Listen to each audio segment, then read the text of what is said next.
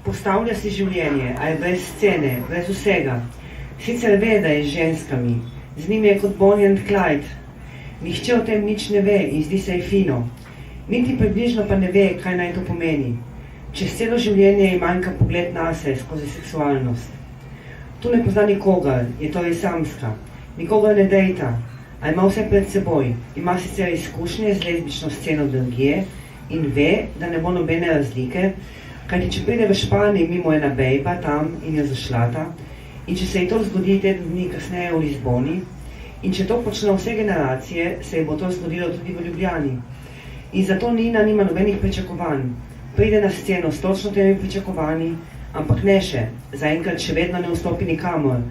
Ne more se umestiti ne v generacijo, ne v marketing, ne v futbal. Noče pripadati, ne more pripadati. In enako je z lezbikami.